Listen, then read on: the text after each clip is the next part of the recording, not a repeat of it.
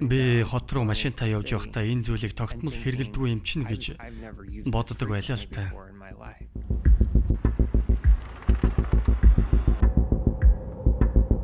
Надад энэ бол аюултай зүйл. Гэхдээ би жаахан сэргэх хэрэгтэй гэж мэдрэгдэж байв. Гэсэн чи би буцаагүй. Надад нэг танил маань мансууруулах бодис бэлдсэн байв. Тэгээд надад тун хит их байгаа зүгээр үү гэж асуусан. Би асуудалгүй гэсэн. Би сороод хэдэн секундын дараа шалан дээр унсан.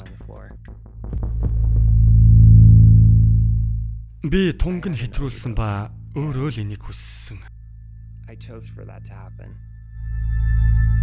Энэний дараа би яг юу болсныг тод сандгүй. Учир нь би бүр ухаанаа алдчихсан байсан юм. Өөрөөр яаж тайлбарлахаа ч мэдэхгүй л байна.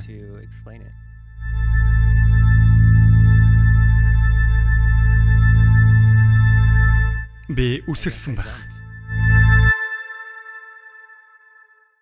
Би 3 давхраас үсэрсэн.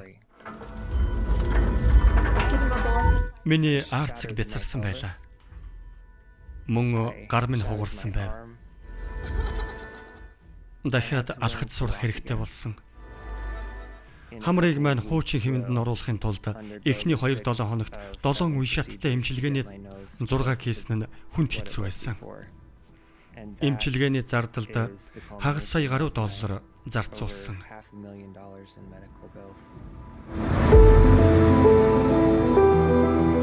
Энэний дараагаар би 12 алхан бүхий сургалтад ойролцоогоор 6 жил хамрагдсан.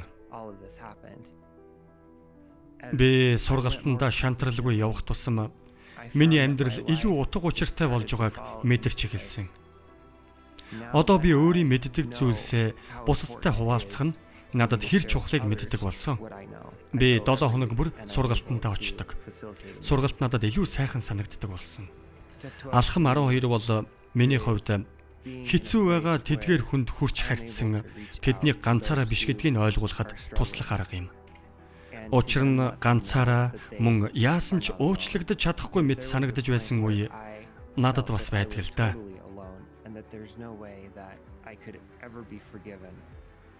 12 алхам намайг зөвхөн донтогч гэдэг дээр бус мөн бурхны хүү гэдэг дээр анхаарахад тусалсан юм. Энэ мэдлэгийг бусадтай хуваалцна гэдэг маш чухал. Учир нь энэ нь надад амар холдоогүй мэдлэг юм. Тийм учраас л энэ мэдлэгийг бусадтай үйлчлэлээр дамжуулан хуваалцна гэдэг миний хувьд чухал зүйл.